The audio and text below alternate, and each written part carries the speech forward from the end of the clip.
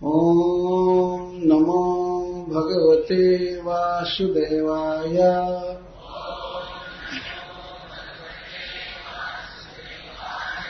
ॐ नमो भगवते वासुदेवाय।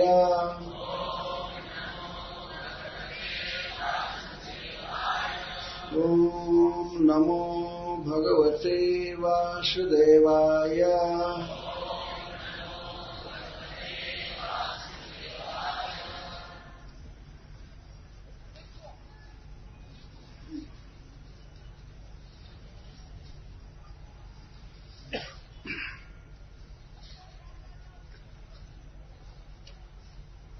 इसी स्थल पर गत वर्ष भगवान श्री वामन देव के जन्म की कथा हुई थी। इस बार कर्म की कथा होगी। जन्म कर्म च मे दिव्यम एवं यो वेति तत्वतः त्यक्त्वा देहम पुनर्जन्म नयति मामेति सोऽर्जुन। स्वयं भगवान अपने श्रीमुख से कहते हैं, जो व्यक्ति मेरे जन्म कर्म को तत्व से जानता है, वह यह देह छोड़ने के बाद फिर पुनर्जन्म नहीं लेता है, वो मेरे पास आ जाता है। तो जन्म कर्म च मे दिव्यम, इस सत्र में हम लोग श्री भगवान के दिव्य कर्म की चर्चा करेंगे।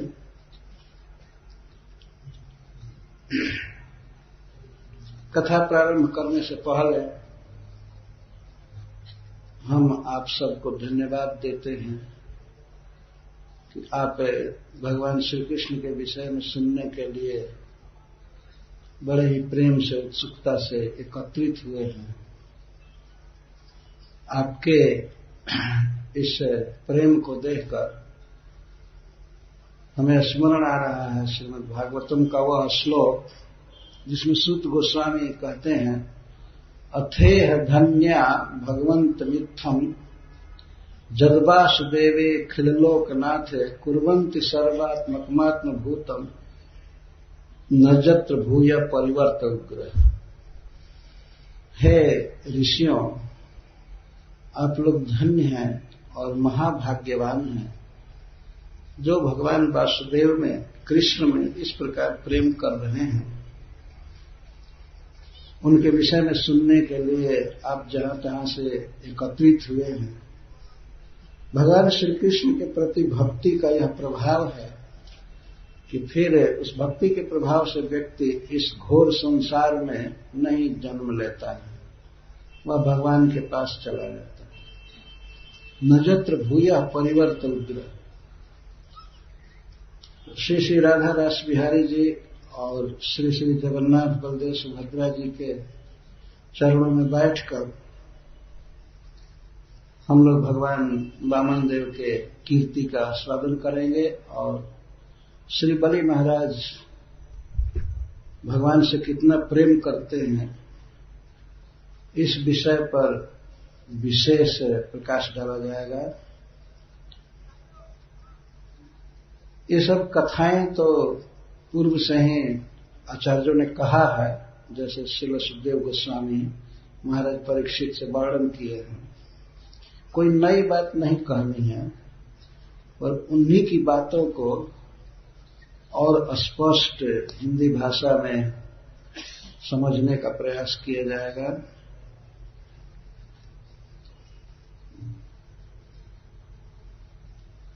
इस आयोजन को यह रूप देने वाले श्री जगजीवन दास प्रभु जी को मैं भूरी भूरी धन्यवाद देता हूं और श्री राधा गिरधारी जी से कामना करता हूं कि उनका प्रेम, उनका स्नेह भगवान से निरंतर बढ़ता रहे और भी जिन भक्तों ने इस आयोजन में, इस यज्ञ में सहयोग किया है, उन सबको भी धन्यवाद। इसके साथ ही साथ श्री राधा गिरधारी जी को भी बहुत बहुत धन्यवाद।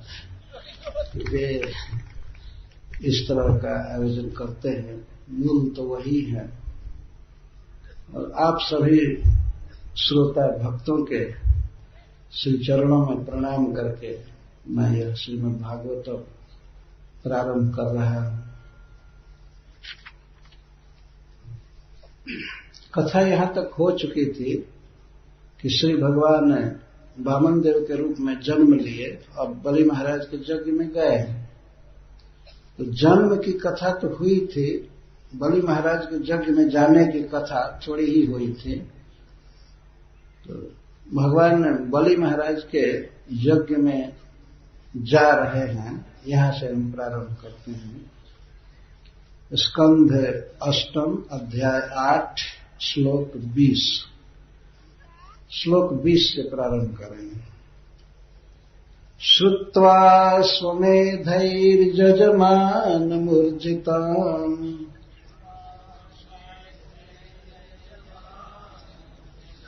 बलिं भृगूणामुपकल्पितैस्ततः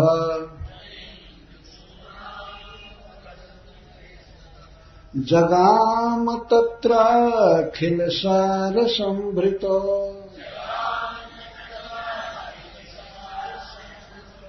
भारेण गां सन्नमयन् पदे पदे।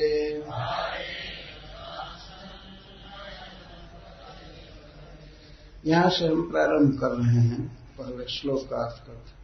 श्रुत्वा सुनकर, अश्वमेधै अनेक अश्वमेध यज्ञों द्वारा,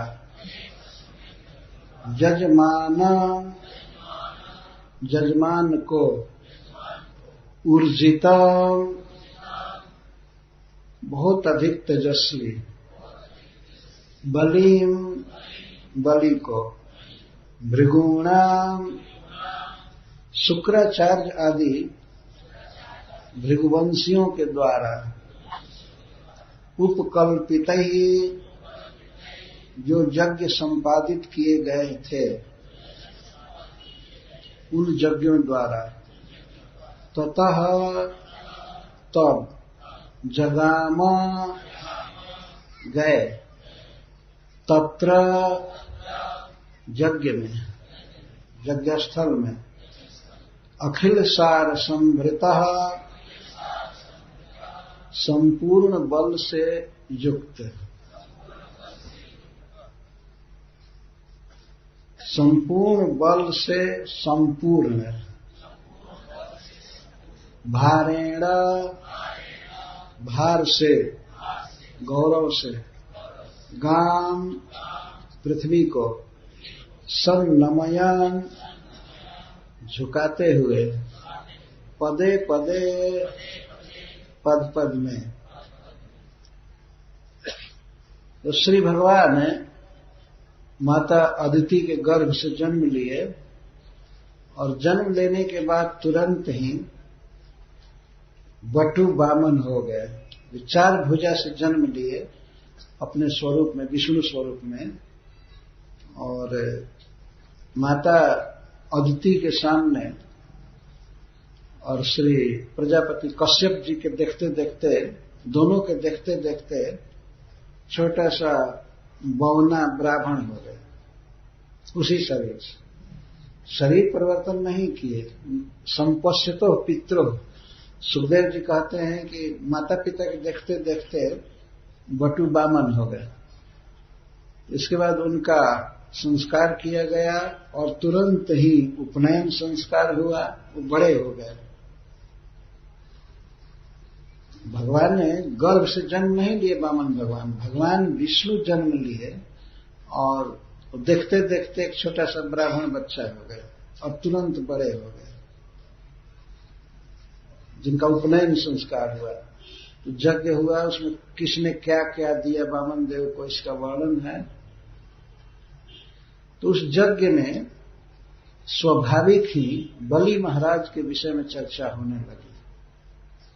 बलि महाराज का यश संपूर्ण विश्व में फैला हुआ था।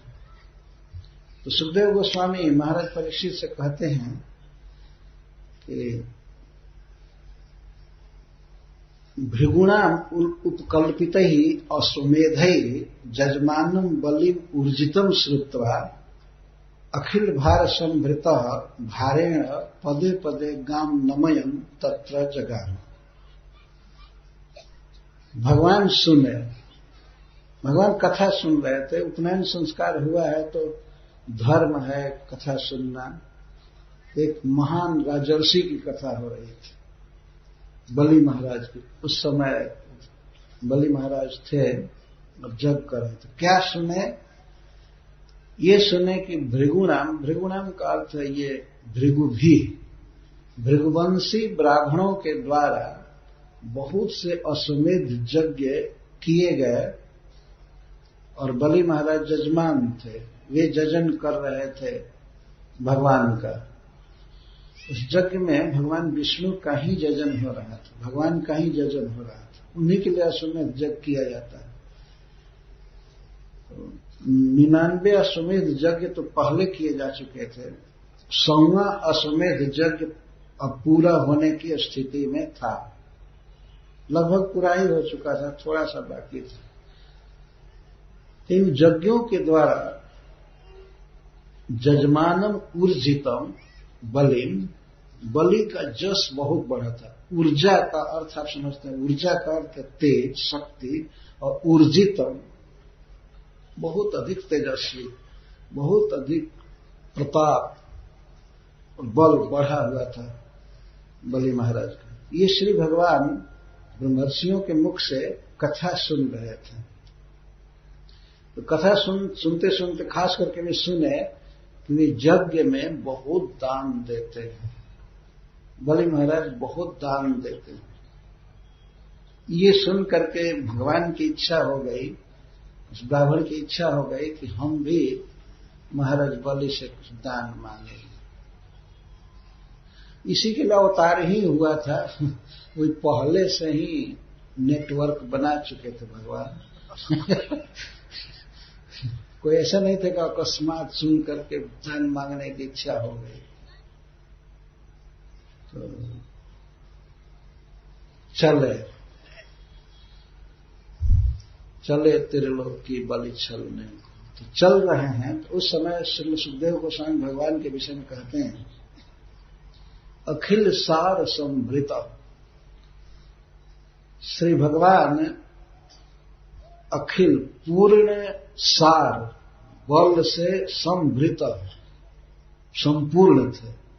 पूर्ण बल से पूरा भरे थे, संभृत मतलब समस्त तेज आदि को धारण किए थे भगवान और बल का आविष्कार किए थे। और जो चल रहे थे पृथ्वी पर पदे पदे, उनका चरण कमल जब चल रहा था, पैदल ही आ रहे थे बलि महाराज के यज्ञ में। और कोई नहीं था, अकेले चले भीख मांगने के लिए। मानो भगवान यह अपने समाज में सिद्ध कर रहे थे कि भाई हम ब्राह्मण हैं, तो ब्राह्मण को स्वाभाविक अपनी जीविका राजाओं से मांगनी चाहिए, तो इसलिए जा रहे थे। चलते हुए भगवान के चरण चिन्ह उभर रहे होंगे और इसके साथ ही साथ एक एक पग पर यह पृथ्वी झुक रही थी। आपने सुना होगा, आपने पढ़ा है कि ध्रुव महाराज जब तपस्या कर रहे थे तो उनके पैर के भार से पृथ्वी डगमग करने लगी, वैसे जैसे भारी गजराज के नौका रूढ़ होने पर नौका डगमग दाएं बाएं घूमने लगती।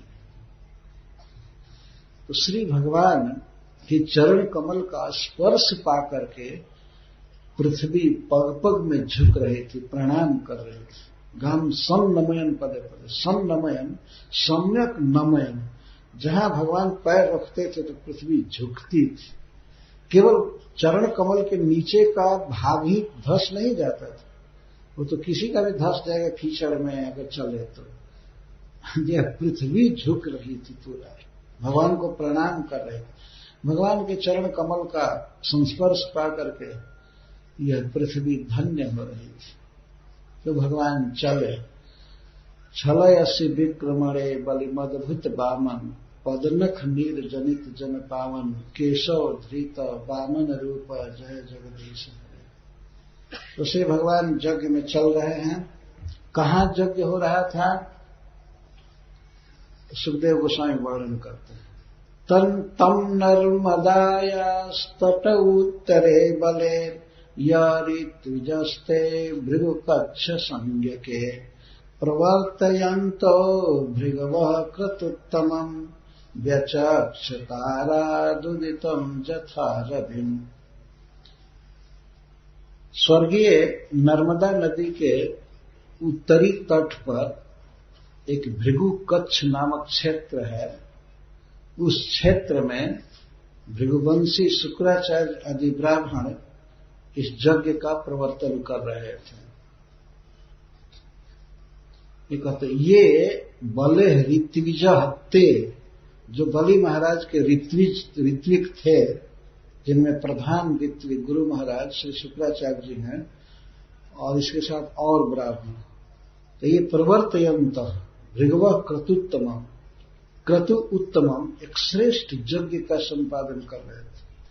जितना भी यज्ञ किए थे वे सब श्रेष्ठ थे, लेकिन उसमें भी 100वां यज्ञ और दिव्याति दिव्य था। जिस यज्ञ में यज्ञ फल लेने के लिए स्वयं भगवान आए और हाथ पसार करके मांगे, तो वह यज्ञ क्रतुत्तमम, समस्त यज्ञों में उत्तमम, क्रतुषु उत्तमम क्रतुत्तमम, समस्त यज्ञों में श्रेष्ठ यज्ञ था। तो उस यज्ञ में भगवान आए तो उन ऋत्विजों ने देखा, सर्वप्रथम उन ब्राह्मणों ने, जो स्वयं ही बहुत तेजस्वी ब्राह्मण थे, ऐसे देखा कि जथा रविम आरात उदितम, उन्हें ऐसा लगा कि साक्षात भगवान सूर्य ही निकट में उग रहे हैं। आरात उदितम जथा रविम,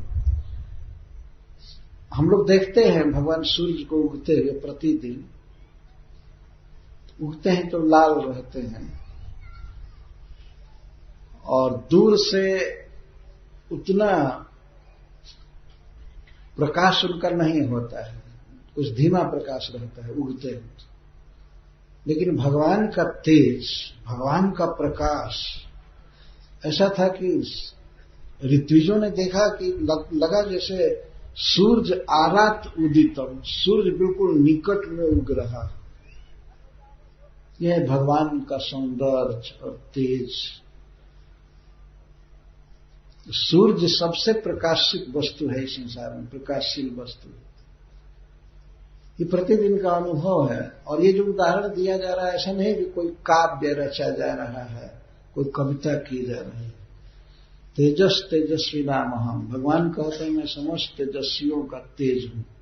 ये भी गीता में कहते हैं कि रसो हम अपसु कौन्तेय प्रभास्मी शशि सूर्यदेव, हे कुंती नंदन मैं जल में रस हूं और शशि सूर्य में जो प्रभा है, तेज है, वो मैं हूं।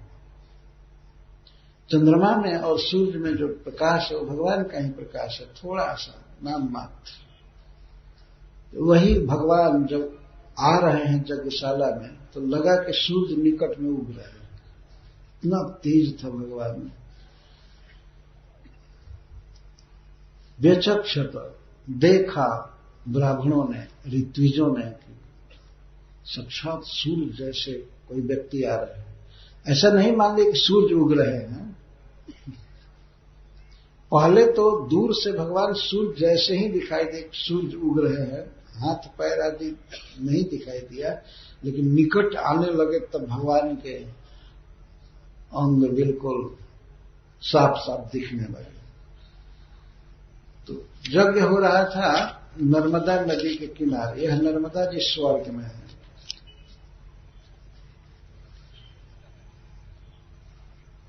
तो जब भगवान निकट आ रहे थे तब आपस में लोग बात करने लगे, ऋत्विज गण।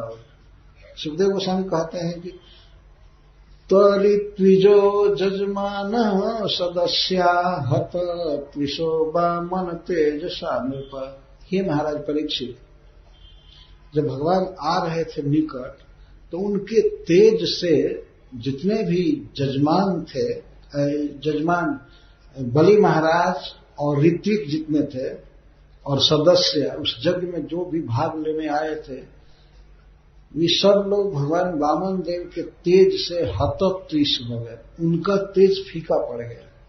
जैसे सूरज के उगने पर दीपक का तेज फीका हो जाता है, यह बिजली का बल्ब, इन सब का प्रकाश दिन में फीका हो जाता है सूरज के उगते।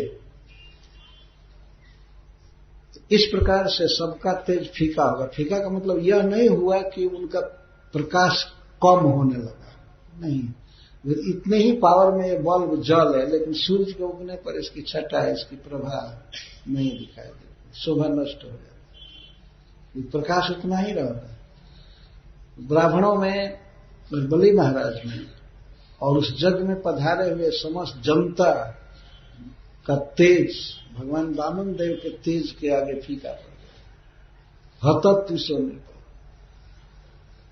और आपस में लोग यही बात करने लगे, सूर्य किला या उतवा विभावसु सनत कुमारोथ विदृक्षया क्रतो। सब लोग आपस में कहने लगे, विदृक्षया क्रतो, यज्ञ के दर्शन की इच्छा से लगता है कि भगवान सूर्य आ रहे हैं। इतना तेज भगवान में था, सबको यही हो रहा है कि भगवान सूर्य आ रहे हैं। लेकिन सूर्य के प्रकाश में जलन नहीं है। ऐसा नहीं है कि जैसे सूर्य भगवान तीखी किरणों से जलाते हैं लोगों को, ऐसा प्रकाश नहीं था। तो फिर सोचने लगे, पहले तो सोचे सूर्य किल आयाति उतवा विभाव, सूर्य आ रहे हैं, अग्निदेव आ रहे हैं, तो दोनों के प्रकाश में तेज होता है, आंच होती है।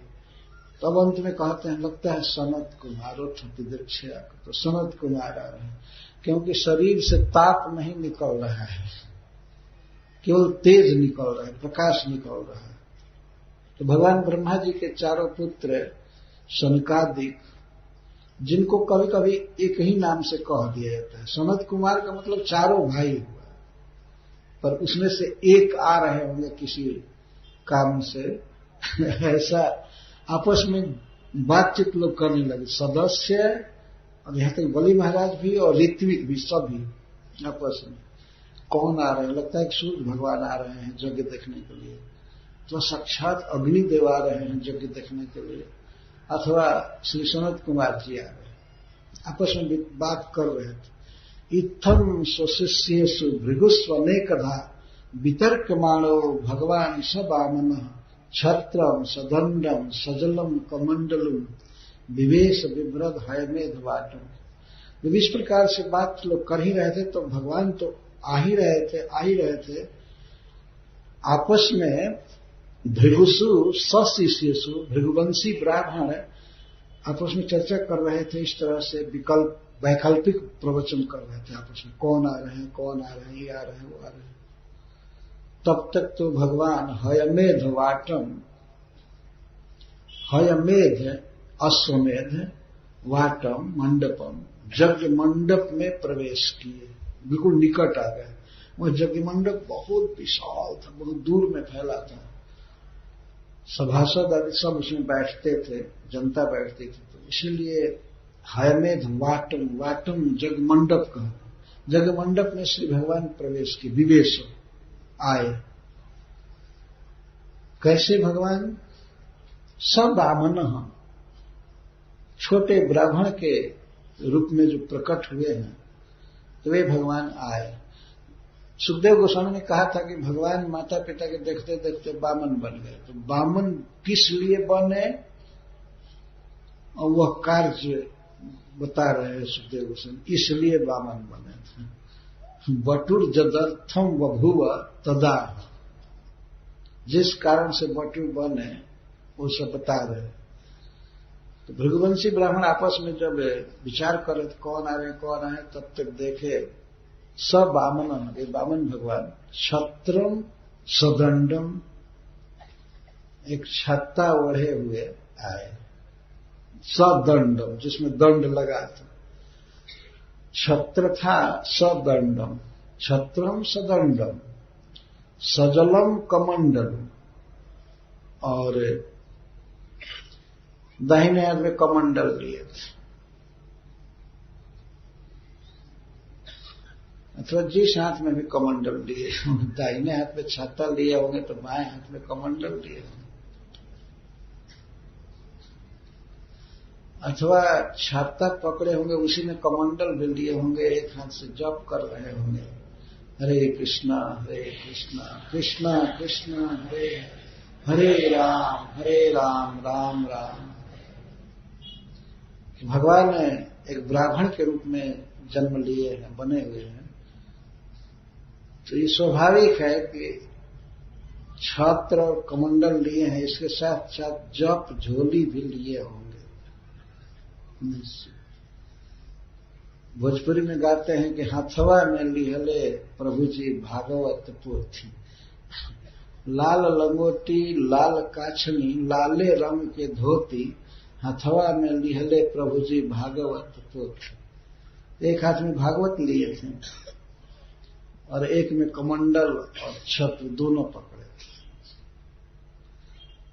कमंडल कैसा था? सजलम, जल से भरा हुआ कमंडल, जल के साथ। कहीं भी जल की कोई आवश्यकता पड़ जाती है, जल लेकर के चलना है, ब्राह्मणों का सन्यासियों का कार्य है।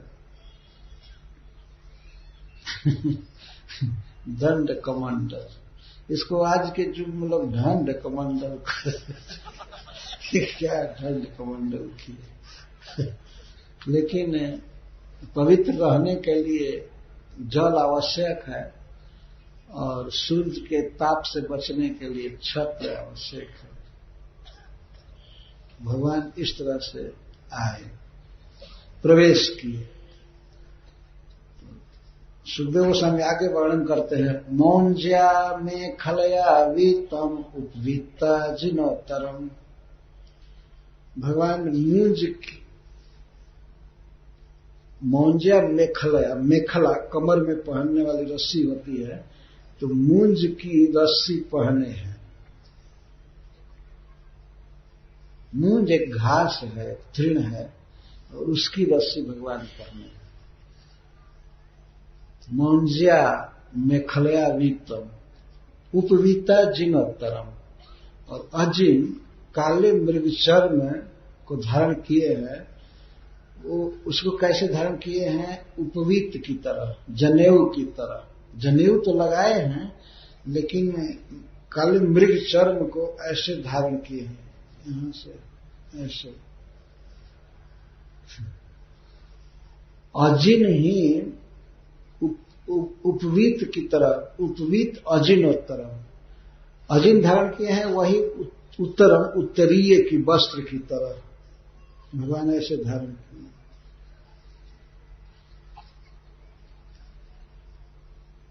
और जटिलम वामनम विप्रम माया मानवकम हरिम। सब सदस्यों ने, ऋत्विजों ने और बलि महाराज ने देखा कि मूंज की मेखला पहने हैं और कृष्ण मृग चर्म को ही उत्तरीय के रूप में धारण किए हैं, तथा जटिलम, जटायुक्तम। उन्होंने देखा जटा है, बहुत सुंदर जटा। जटिलम केश था, उसको भगवान संवारे नहीं थे। जिस केश को नहीं संवारा जाए तो अपने आप ही जटिलम हो जाए, वो जटा बन जाती है। तो केश का संस्कार नहीं किया जाता है तो जटा बन जाता है। तो जटिलम वामनम, छोटा बच्चा, छोटा वामन, विप्रम ब्राह्मण, माया माणवकम हरिम। लोगों ने देखा, सुखदेव गोस्वामी वर्णन करते हैं, सब लोग नहीं समझे। ये माया से बौना बने हुए माणवकम। माणवकम का अर्थ होता है बौना, हाथ पैर छोटे छोटे हों सब।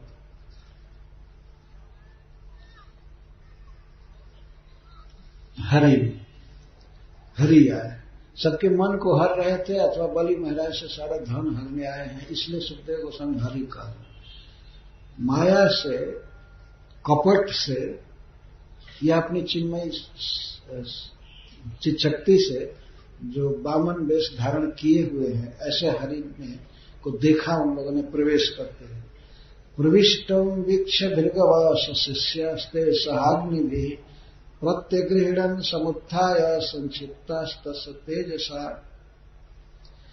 प्रविष्ट देख करके जो ब्राह्मण थे उस यज्ञ में सबसे श्रेष्ठ, अपने शिष्यों के साथ और अपने अग्नियों के साथ जो यज्ञ में सहायता करते थे, सबके साथ वे खड़े हो गए। भगवान को यज्ञ मंडप में प्रवेश करते देखकर सब खड़े हो गए। भृगवा सशिष्या, सशिष्या का अर्थ बलि महाराज के साथ।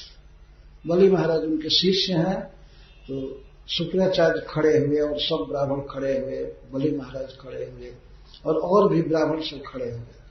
प्रत्यगृहण, भगवान का स्वागत किए, उन्हें रिसीव किए। समुत्थाय, सम्यक उत्थाय, खूब अच्छे ढंग से खड़े हो गए। खड़े होकर के और कुछ दूर गए, जाकर के अगवानी किए। प्रत्यगृहण का अर्थ ये है, अगवानी किए और लाए। संक्षिप्ता तस्य तेजसा, पुनः कह रहे हैं सुखदेव गोस्वामी कि तस्य तेजसा, भगवान के तेज से सब अभिभूत हो गए थे। संक्षिप्ता, संक्षिप्ता का अर्थ छीन लिए जाना, जिनका तेज पूरा पूरा छीन लिया गया। भगवान के तेज का वर्णन किया जा रहा है। तो भगवान के तेज से सबका तेज छीन लिया गया था, सब उसे अभिभूत थे और भगवान का स्वागत किए। बलि महाराज किस प्रकार भगवान को रिसीव कर रहे हैं इसका वर्णन करते हैं। जजमान प्रमुदितः दर्शनीयं मनोरमं श्रूपानुरूपायं तस्मा आसनमाहर। सब खड़े हो गए, लाए। तब इसके बाद बलि महाराज भगवान को आसन दिए। तस्मै आसनम आहर, सबसे श्रेष्ठ आसन वहां था, उसको बलि महाराज उठवाए अपने सेवकों द्वारा और स्वयं भी लगे और आसन लाए भगवान के लिए। भगवान कैसे हैं? दर्शनीयम, देखने ही योग्य, आंखों के लिए परम प्रिय, मनोरम, आंख के लिए तो परम प्रिय है ही, तो दर्शनीय कहेंगे। इसके साथ ही साथ मनोरम, मन रम रहा था, मन उन्हीं में आविष्ट हो रहा था सबका। दर्शनीयम चाहे मनोरमम, दोनों के द्वारा भगवान के अद्भुत सौंदर्य को का वर्णन किया जा रहा है। रूपानुरूपा यवयम, रूप के अनुरूप अंग थे सब, रूप के अनुरूप, शरीरानुरूप, रूप के अनुरूप अवयव थे भगवान के सभी अंग। बहुत सुंदर लगते थे। रूप के अनुरूप, अर्थात बटु बामन बने थे तो उसके अनुरूप ही सारे अंग भगवान के थे। इनको देख करके सबने स्वागत किया। बलि महाराज ने आसन दिया।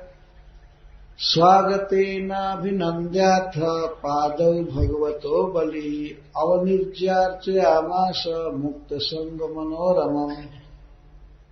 बलि महाराज भगवान श्री कृष्ण के, श्री वामन देव के पादौ, दोनों चरणों को अवनिज्य, प्रक्षालन किए, चरणों का प्रक्षालन किए।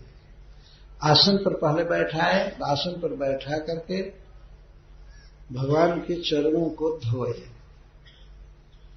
इस समय उनकी पत्नी नहीं थी साथ में, अन्यथा उसका भी वर्णन सुखदेव जी करते कि वो भी साथ में धो रही है। दान देने के बाद जब भगवान के चरणों को धोना हुआ तो बलि महाराज की पत्नी विंध्यावली भी साथ में धो रही थी। ये वर्णन, यहां वर्णन नहीं। यहां यज्ञ मंडप में भगवान पधारे हैं तो बलि महाराज स्वयं धो रहे हैं पहले तो स्वागत किए, स्वागतेन अभिनंद्यात्, स्वागत यह शब्द कह करके श्री बलि महाराज भगवान के आने का अभिनंदन किए और इसके बाद भगवतः पादौ अवनिज्य भगवान के चरण कमलों को धोए। मुक्त संग मनोरमम, भगवान कैसे हैं? मुक्त संग मनोरमम, एक अलग से कर्म का वर्णन कर रहे हैं। कर्म है भगवान, और दोनों चरण कमल को धोए, दोनों चरण कमल को धो करके फिर मुक्त संग मनोरमम को अर्च्यामास, भगवान की पूजा की। कथम भूतम भगवंतम मुक्त संग मनोरमम, मुक्त सब तरह से अनासक्त परमहंस, मुनियों के लिए भी जो मनोरम है, मुनियों का मन भी जिनमें रम जाता है, ऐसे परम सुंदर भगवान। जो मुनि बिल्कुल विरक्त हैं, मुक्त हैं, संसार के किसी भी रूप में उनका मन नहीं अटक सकता है, किसी की तरफ देखते भी नहीं है, ऐसे परमहंसों का, आत्माराम मुनियों का मन भी भगवान में रम जाता है, अर्थात उनके मन को भगवान स्वानुरागी बना देते हैं। उनके अनुराग में जिनका मन विह्वल हो जाता है, इतने सुंदर हैं प्रभु, ऐसे सुंदर है, भगवान की पूजा करने लगे। तो इसका अर्थ है कि जब श्री बलि महाराज भगवान को माला पहना रहे थे या चावल डुला रहे थे, पूजा कर रहे थे, तिलक कर रहे थे, तो उस समय भगवान के अंगों को वो एक टक देख रहे थे। भगवान इतने सुंदर है ही, आत्मा राम गणाकर श्री रूप है उनका। मुक्त संग मनोरम, जिनका मन सदा मुक्त है, जो सब प्रकार की आसक्ति से मुक्त है, ऐसे परमहंस गण भी भगवान के रूप में मग्न हो जाते हैं। भगवान उन्हें फंसा लेते हैं अपने रूप में। एक कथा है रामचरितमानस में, भगवान श्री राम जब जनकपुर गए, उन्हें पता लगा कि विश्वामित्र मुनि आए हैं अपने 2 शिष्यों के साथ, और उनके तेज और सौंदर्य की चर्चा सभी लोग कर रहे थे। तो जनक महाराज दर्शन करने गए विश्वामित्र मुनि का। तो जब वे गए वहां और देखे श्री राम को, भगवान को और लक्ष्मण को, तो राम को देखते ही भयउ विदेह विदेह विषय, का तो नाम ही है विदेह, देह से अतीत रहते हैं, लेकिन राम को देखने के बाद तो विशेष रूप से विदेह हो गए। कहाँ है चादर? रासमंडल पर रखे थे, बांध मच्छरों के ऊपर तरह से, वो है ना हमारे चादर बांधने, सिर पर लपेटने। भय विदेह विदेह विषय, भगवान श्री राम के सौंदर्य को देख करके महाराज दशरथ, महाराज जनक के शरीर में पुलक होने लगा, आंखों में आंसू आने लगा, और एक टक पुनि पुनि प्रभु ही चितव नरनाहु, बार बार भगवान श्री राम को देख रहे थे। यहां श्रील सुखदेव गोस्वामी यह वर्णन करते हैं कि जब श्री बलि महाराज भगवान की पूजा कर रहे थे, तो बहुत ही गहराई से, प्रेम से भगवान के अंगों का निरीक्षण कर रहे थे, इतना सुंदर। तो उसी का वर्णन करते हुए श्रील सुखदेव जी कहते हैं कि मुक्त संग मनोरमन, जो सब प्रकार की आसक्ति से शून्य है, ऐसे परमहंस मुनियों का मन भी भगवान में रम जाता है। इससे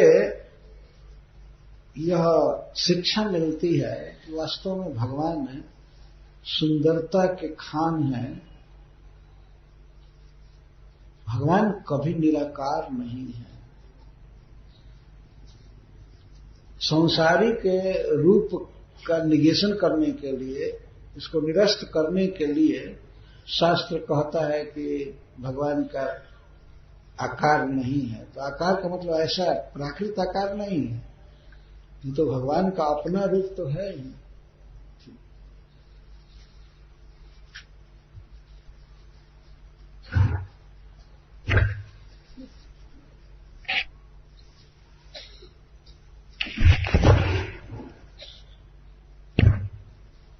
मच्छरों के उपद्रव से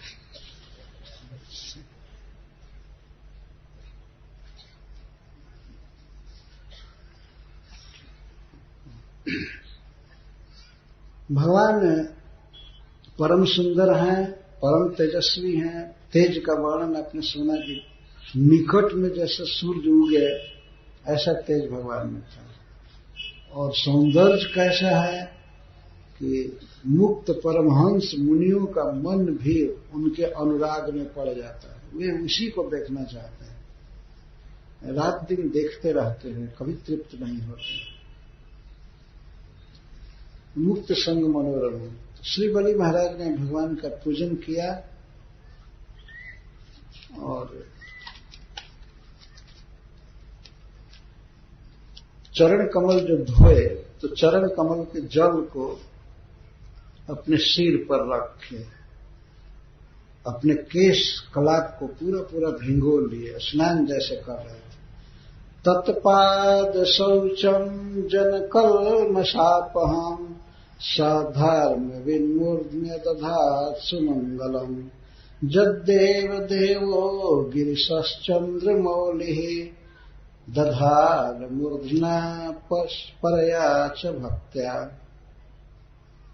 बलि महाराज श्री भगवान के जुगल चरण कमल को धोए और तत्पाद शौचम, उनके चरण कमल के जल को, जो समस्त जनता के, समस्त जीवों के पाप का विनाशक है, ऐसे जल को सह मूर्धनी व्यधात अदधा, अपने सिर पर रखे, अपने सिर पर डाले। क्यों? क्योंकि श्री बलि महाराज धर्मविद है, धर्मवेत्ता है। भागवत धर्म के 12 ज्ञाताओं में बलि महाराज एक है। स्वयंभूर नारद शंभुर कुमार कपिलो मनु प्रहलादो जनको भीष्मो बलिर्वैयाशकीर्वयम्। भगवान जमराज जी कहते हैं कि हम 12 लोग भागवत धर्म को जानते हैं। तो यहां पर श्री सुखदेव गोस्वामी इनको धर्मविद कह रहे। धर्म ये वास्तव में ज्ञानी होगा, भगवान का भक्त होगा, धर्म का तत्व तो जानता है, तो वह भगवान के चरण कमल के जल का आदर अवश्य करेगा।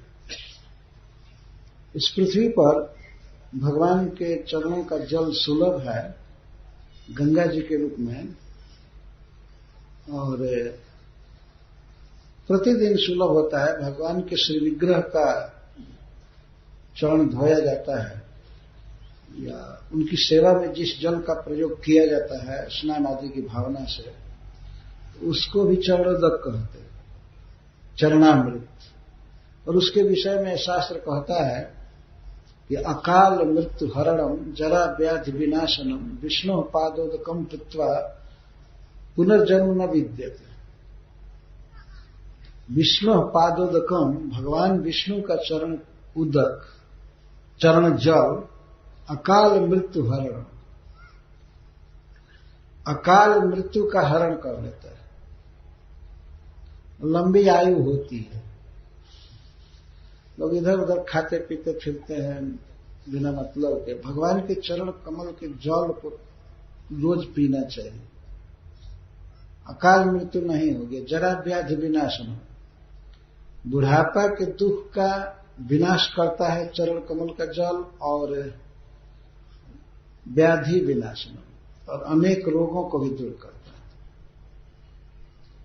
आजकल दुनिया भर में लोग पड़े हुए हैं कि लोगों के रोग का शमन किया जाए, लोग का शमन, रोग नष्ट किया जाए सब।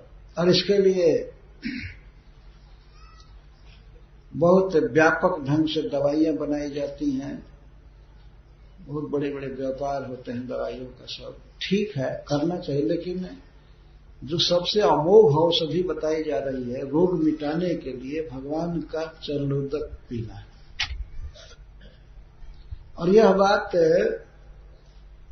हम लोग केवल अंदाज से नहीं कह रहे हैं, अनुमान से नहीं, जीवन में व्यवहारिक रूप से हम लोगों ने भगवान के चरणोदक, चरणामृत के प्रभाव को देखा है करा करके।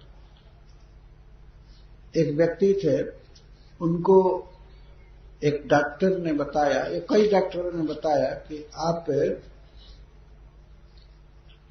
अब 3 महीना केवल जी सकते हैं, मैक्सिमम 3 महीना।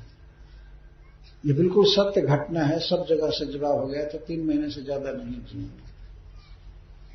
तो ये न्यू जर्सी की घटना है अमेरिका में।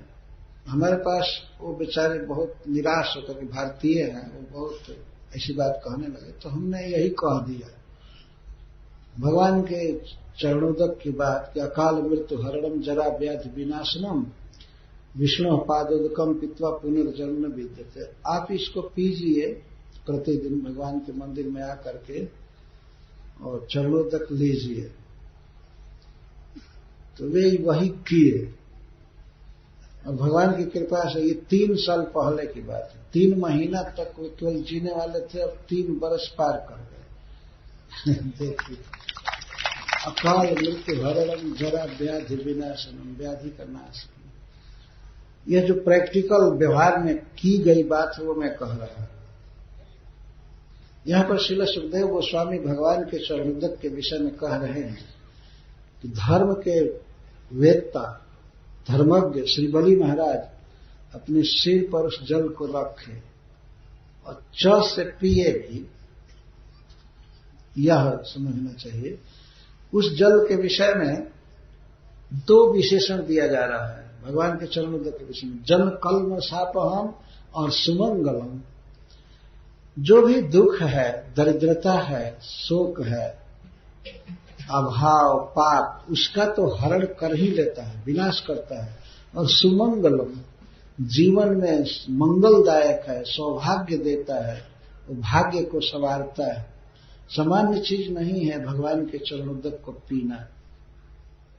आपने देखा होगा मंदिरों में व्यवस्था रहती है, भगवान का चरणोदक रहता है, कोई भक्त जाता है, प्रणाम करता है, प्रणाम करके फिर चरणोदक लेता है।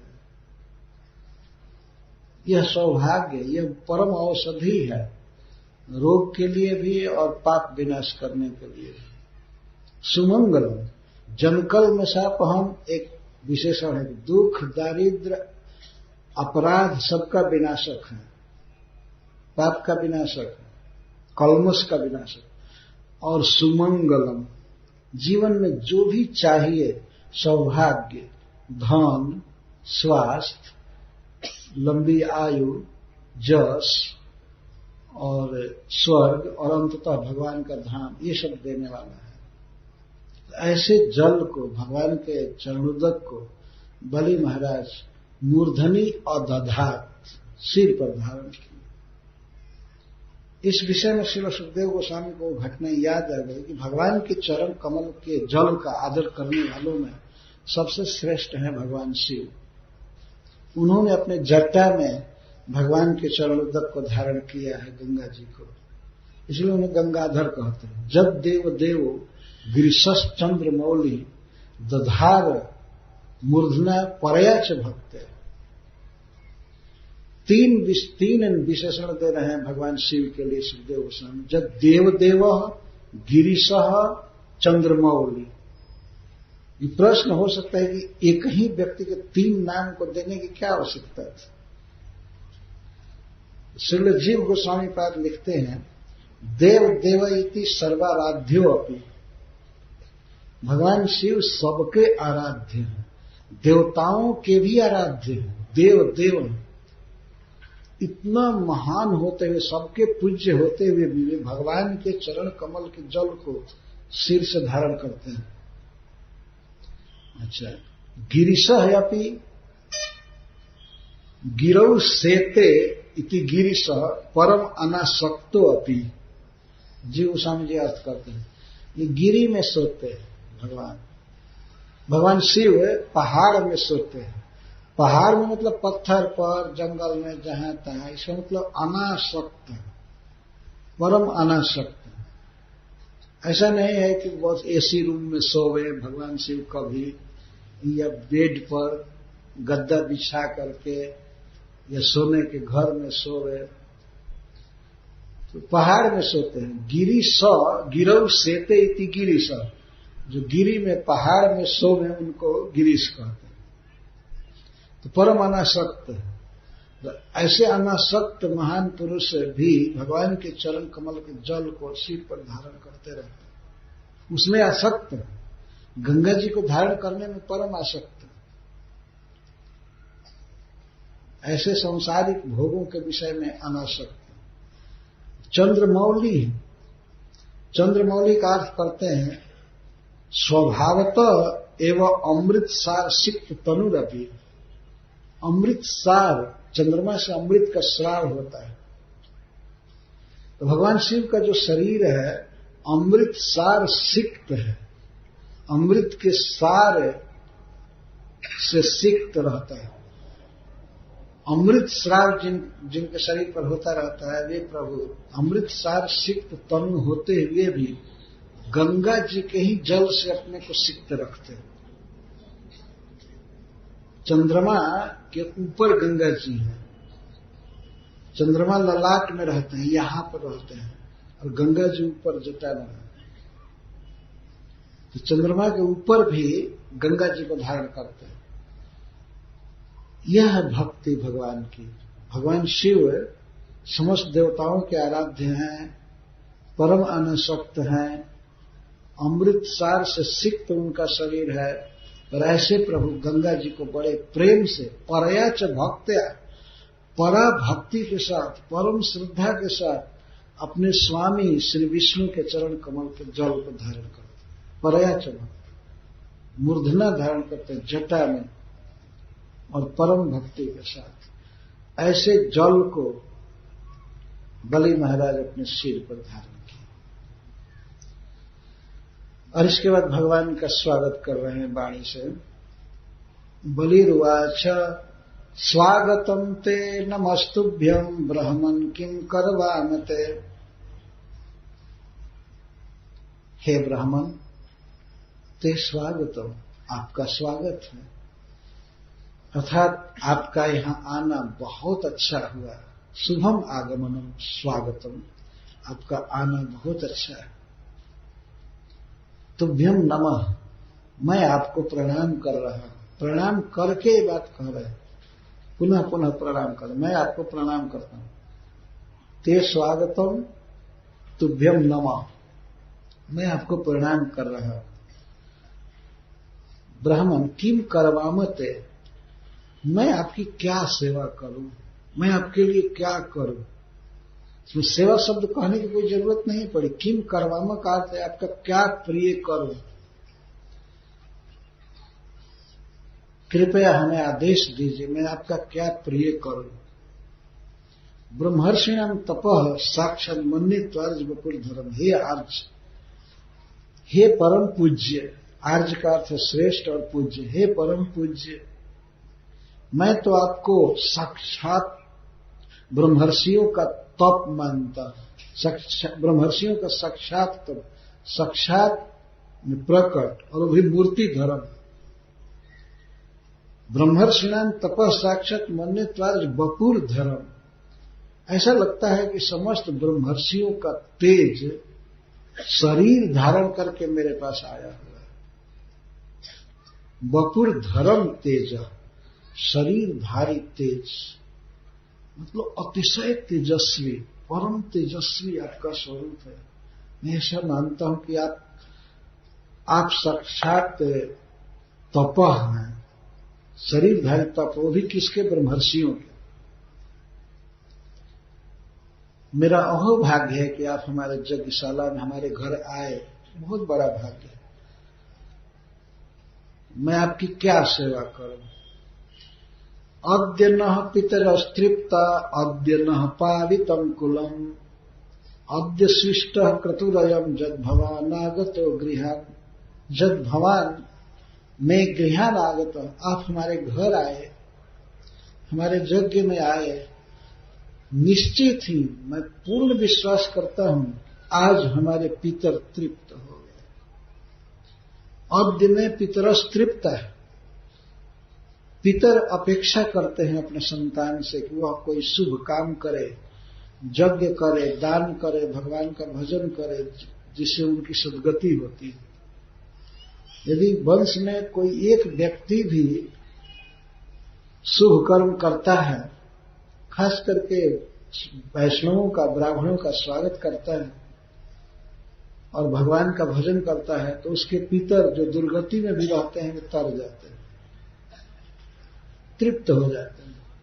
जब भगवान आगतो गृहान, आप हमारे घर आए, इस कारण से आज न पितरः तृप्त न अस्माकं पितरः तृप्त, हमारे पितर सब तृप्त हो गए, सुखी हो गए। अद्य न पितरः तृप्त अद्य न पावितम कुलम, आज हमारा वंश, हमारा कुल पावितम, परम पवित्र हो गया।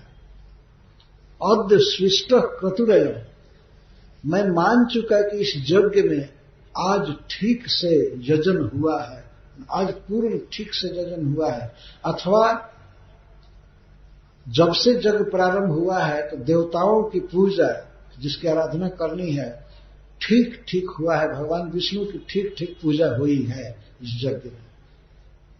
अद्य सुइष्ट क्रतुरय, इष्ट का अर्थ पूज्य, इस यज्ञ में देवताओं की और भगवान की पूजा ठीक ठीक हुई है। इसका लक्षण है कि आप हमारे घर आए हैं। इतनी खुशी बलि महाराज को हो रही है भगवान के आगमन से। आप हमारे घर आए, इसलिए हमारे पितर तृप्त हो गए, यह यज्ञ में देवताओं की पूजा ठीक से हुई और हमारा कुल पवित्र हो गया, मैं धन्य हो गया। बलि महाराज के कहने का आशय यह भी है कि आपके केवल आने से ही हमारा सब कुछ धन्य भाग हो गया, सब कुछ पूरा हो गया, लेकिन मैं अपने को और अधिक सौभाग्यशाली मानूंगा जब आप हमसे कुछ मांगेंगे। आपको दे करके मैं धन्याति धन्य होना चाहता हूं। इस तरह से भगवान के आगमन का स्वागत कर रहे हैं। इन सब शब्दों से मनुष्य मात्र को शिक्षा लेनी चाहिए, उसे ऐसा काम करना चाहिए कि पितर तृप्त हो, संतुष्ट हो। यह निश्चित है कि यज्ञ करने से, दान करने से, अतिथि का स्वागत करने से और सबसे बढ़कर के भगवान का नाम लेने से, भगवान को प्रणाम करने से वंश पवित्र हो जाता है, पितर तृप्त हो जाते हैं और किसी के द्वारा की गई पूजा भी ठीक से सफल मानी जाती है। यदि कोई व्यक्ति भगवान की भक्ति कर रहा है तो आप हमारे घर आए, इसलिए ये सब मैं अनुमान कर रहा हूं, मान रहा हूं सब कुछ ठीक हुआ है। तो इसके बाद कहते हैं अद्याग्नयो में सुहता यथा विधि द्विजात्मज त्वच्चरणावने नहीं हतांघसो वार्भिर्यं च भूरहो तथा पुनीता तनुभि पदैस्तव। हे द्विजात्मज, बलि महाराज अपने भाव को छिपा करके बोल रहे हैं। इनको पता है कि ये साक्षात भगवान है, लेकिन अपने भाव का गोपन करते हुए कहते हैं हे द्विजात्मज, हे द्विज के पुत्र, अर्थात हे कश्यप जी के पुत्र, हे द्विजात्मज, ते चरणावनेजनई वारिभी, आपके चरण पखारने के जल से, आपका जो मैंने चरण धोया तो उस चरण धोवन के जल से हतांग घस में मेरा सारा पाप अपराध नष्ट हो गया। वारिभी, जल से, वारिभी करे बहुवचन, बहुत बार छिड़के थे अपने सिर पर बलि महाराज बार बार पानी डाले थे। कहते हैं कि चरणा व नेज नहीं, और बारंबार चरण भी पखारे थे। एक ही बर्तन में बार बार भगवान के चरणों को धोए थे, इसलिए बहुवचन में कहना है। तो चरण और नेज नहीं वारी भी, आपके चरण प्रक्षालन के जलों से हत अंघसः, हमारा सारा अहम पाप नष्ट हो गया। बलि महाराज में कोई पाप नहीं था, पाप नहीं था, लेकिन एक शिष्टाचार की भाषा है, कहते हमारा सारा पाप नष्ट हो गया। और ऐसे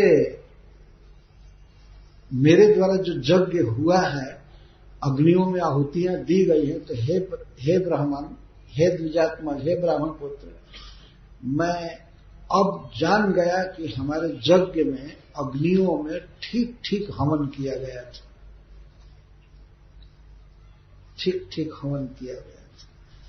एक दिन आपका चरण धोने को मिला और वह चरण जल मुझे अपने माथे पर रखने को मिला। ये किसका फल है? हमने ठीक ठीक आहुति दिलवाया था अग्नियों को। अग्नि देवता सब तृप्त है, और आपके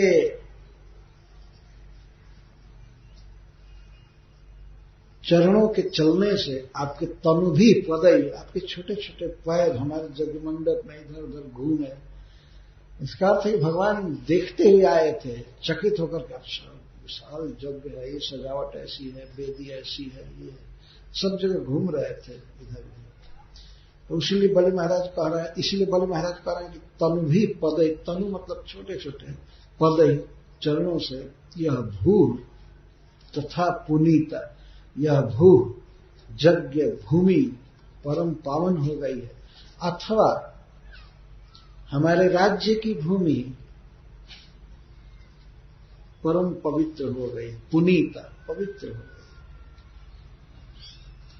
यह भूमि दो ही प्रकार से पवित्र होती है, एक तो भगवान के चरण के स्पर्श से, और दूसरे भगवान के भक्तों के चरण के स्पर्श। जब भगवान का नाम गाते हुए पृथ्वी पर नाचते हैं, चलते हैं, तो यह पृथ्वी अपने को धन्य समझती है, पुलकित होती है, इससे अधिक फसल होती है और पृथ्वी के लोग सुखी रहते हैं। ये शास्त्र कहता है। इस पृथ्वी पर पैर दे करके और नाचना गाना भगवान का नाम लेते हुए, यह पृथ्वी को समृद्ध करता है दृश्य। बलि महाराज कह रहे हैं कि आपके छोटे छोटे तनुकार सुंदर भी होता है, आपके सुंदर सुंदर चरणों के स्पर्श से यम भू भूरियम, यह भू, यह पृथ्वी, तथा पुनीता, जैसे मैं पवित्र हो गया वैसे ये पृथ्वी पवित्र हुई। ये कहने का अर्थ है, जब मेरे जैसा पापी भी पवित्र हो गया तो माता पृथ्वी के विषय में तो कहना ही क्या है। यह परम पावन हो गई धरती आपके चरणों के स्पर्श। तो बलि महाराज इस तरह से भगवान का स्वागत करके, और अब कहते हैं, जद जद वटोवान शशि तत्प्रतीक्षणे त्वामर्थिनम विप्रसुता न तर्कये। हे विप्रसुत, हे बटो, हे ब्रह्मचारी जी, हे विद्यार्थी जी, बटो, जद जद बटो वांछसी, हे ब्रह्मचारी जी, आप जो जो चाहते हैं, जद जद वांछसी, जो जो पाने की आपकी इच्छा हो, तत्प्रतीक्ष में प्रति इच्छा, मुझसे मांगिए। मैं मत प्रति इच्छा, हमसे इच्छा कीजिए, अर्थात हमसे मांगिए। आपको जो जो चाहिए हमसे मांगिए। इस पर मान लीजिए श्री भगवान कहें कि आप कैसे जाने कि हम मांगने आए हैं, तो वे कहते हैं, त्वाम अर्थिनम विप्रसुता में तर्क है। हे विप्रसुत, हे ब्राह्मण के पुत्र, त्वाम अर्थिनम अनुतर्क है। मैं ऐसा मानता हूं कि आप कुछ मांगने के लिए आए हैं। अर्थिनम, आपको मैं अर्थी समझ रहा हूं, कुछ अर्थ चाहिए आपको। जिसको अर्थ चाहिए वो है अर्थी, तो त्वाम अर्थिनम अनुतर्क है, मैं ऐसा मानता हूं, अनुतर्क है, पूरा पूरा अनुमान कर रहे हूं कि आप किसी चीज के अभाव में आए हैं, कुछ मांगने आए हैं, तो आपको मैं अवसर देता हूं, खुल करके आप मांगिए। अब हमारी तरफ विचार कीजिए और खूब मन भर करके मांगिए जो चाहिए आपको। मैं आपको अर्थी मान रहा हूं कि आप कुछ मांगने आए हैं। उसका कारण क्यों, कैसे समझ ले? तो वे कहते हैं विप्रस्तुता, ब्राह्मण के लड़के हैं तो ब्राह्मण का लड़का कहीं चलता है,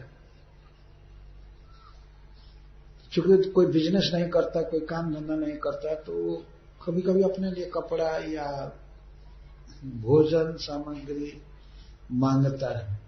उसका विवाह नहीं होता है, गरीब रहता है, तो कभी कभी कन्या की कामना करता है।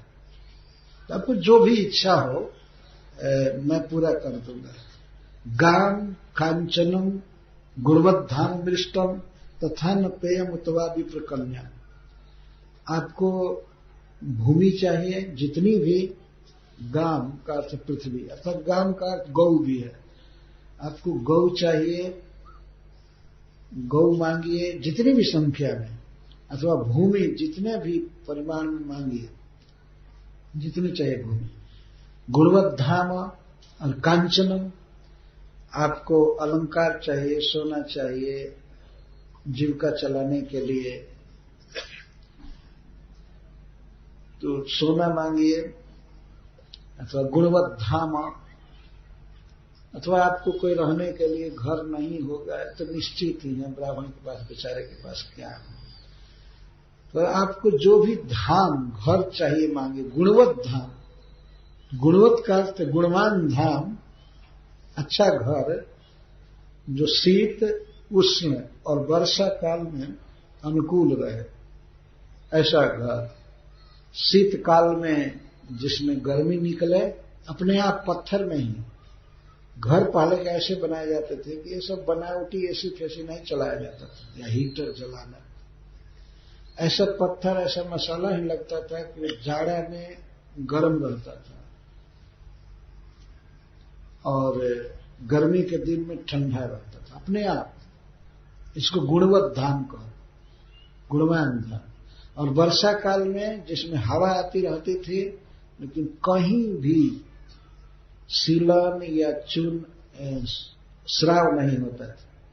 वर्षा काल में जिस घर में श्राव न हो, कोई सीलन न हो और हवा आए, उसको अच्छा बनाए, तो ऐसा घर आप मांगिए, गुणवत धाम। और मृष्टम अन्न पेयम, मृष्टम का अर्थ मधुर, अत्यंत मधुर अन्न, भोजन अथवा पेय, केवल एक टाइम के लिए नहीं। ऐसा नहीं बलि महाराज करें कि अभी खा लीजिए और चले जाइए, आपको जीवन भर के लिए मैं सुंदर भोजन की व्यवस्था करूंगा, और पेयम पीने के लिए भी, उतवा विप्र कन्या, और अथवा यदि आपको ब्राह्मण की कन्या चाहिए तो मैं व्यवस्था कर दूंगा, आप विवाह कीजिएगा। आपको जो भी इच्छा हो हमसे मांगिए।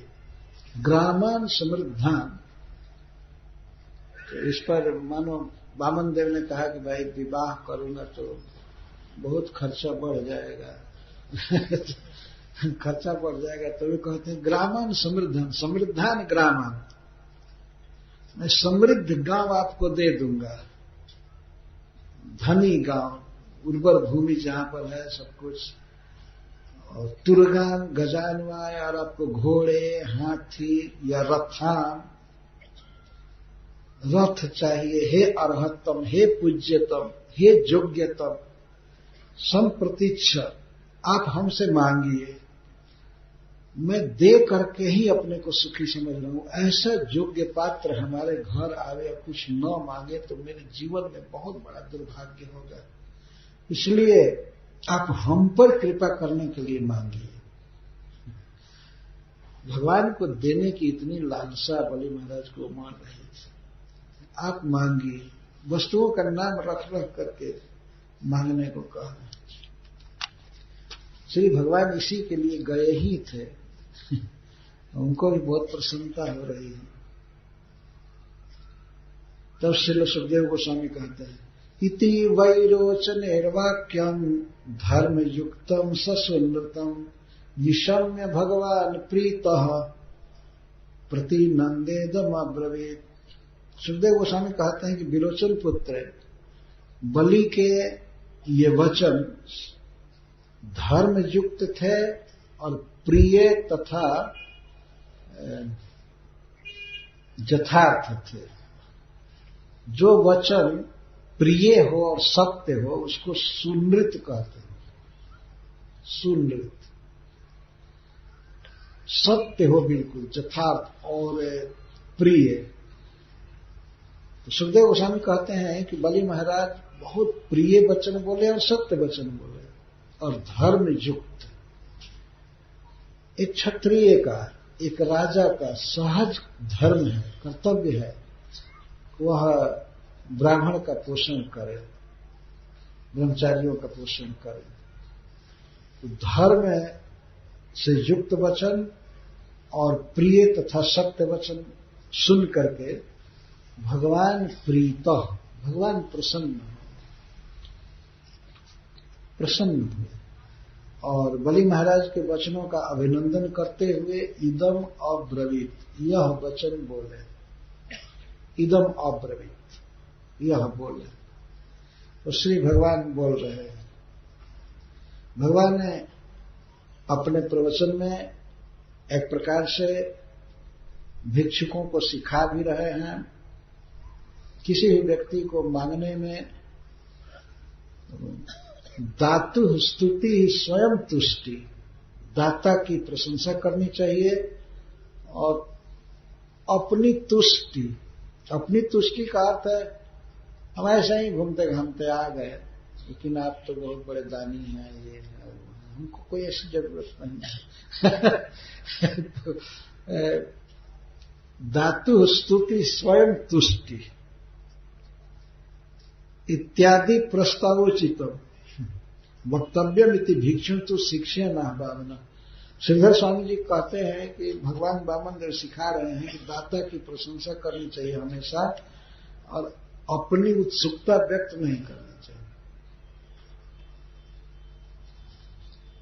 इस तरह भगवान बोल रहे हैं। बलि महाराज तो अब तक बोले, अब सुनिए वामन भगवान की बात। श्री भगवान वाच, सुंदर भगवान बोले, श्री भगवान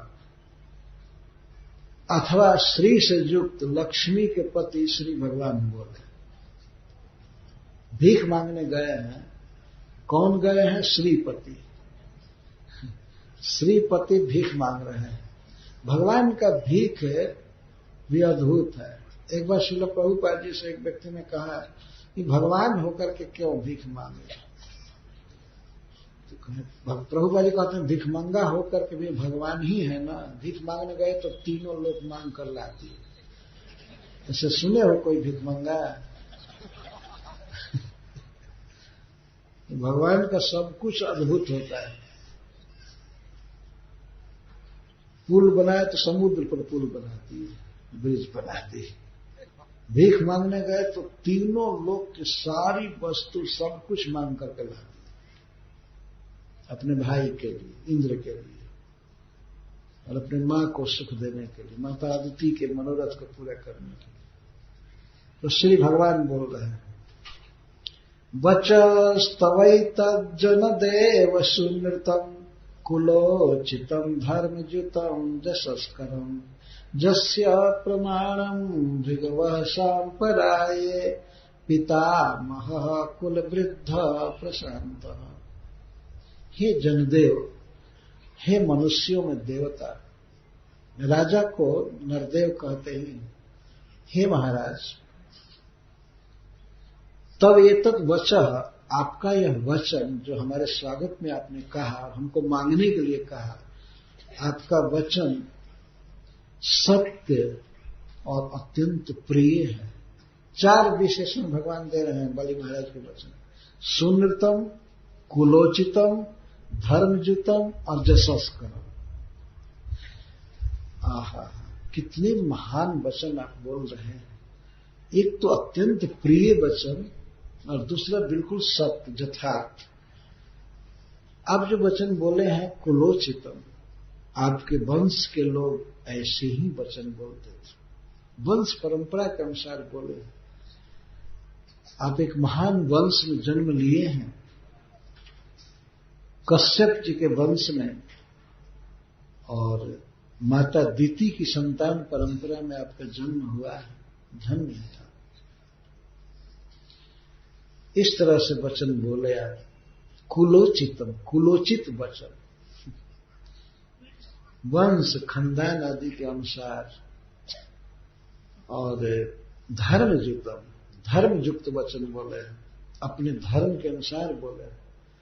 आपका धर्म है ब्राह्मणों को दान देना, गरीबों को दान देना, सुखी करना, यह आपका धर्म है। धर्म के अनुसार वचन बोले। और जशस करो, महाराज ऐसे वचन से आपका जस तीनों जगत में फैलेगा, आपका नाम बढ़ेगा। जस्य प्रमाणम, आपके जीवन में यह बहुत भारी सौभाग्य है कि व्यवहार में, व्यवहारिक जीवन में आपके प्रमाण हैं भृगुवंशी ब्राह्मण शुक्राचार्य आदि। कैसे जीना चाहिए, कैसे करना, और सांपराय परलोक के विषय में, आध्यात्मिक जीवन स्पिरिचुअल लाइफ में आपके प्रमाण हैं आपके पितामह, आपके लिए आप उनको प्रमाण मानते हैं। प्रहलाद महाराज कुल वृद्ध और प्रशांत। श्री प्रहलाद महाराज परम शांत हैं, उन्हें भोगों की कोई लालसा नहीं है, परिपूर्ण है, और आपके कुल में सबसे श्रेष्ठ हैं, कुल वृद्ध आपके पितामह। तो बलि महाराज अध्यात्म के विषय में प्रहलाद महाराज को गुरु मानते थे, प्रमाण मानते थे, और लोक व्यवहार में भृगुवंशी ब्राह्मणों को, शुक्राचार्य। भगवान कह रहे हैं आपके लिए बहुत अच्छा प्रमाण है। प्रमाण का अर्थ है जिसके पीछे चलना, जिसको आदर्श मानना। तो लोक व्यवहार में आदर्श हैं आपके शुक्राचार्य, और परमार्थ में, आध्यात्मिक जीवन में श्री प्रहलाद महाराज। तो आप धन्य हैं।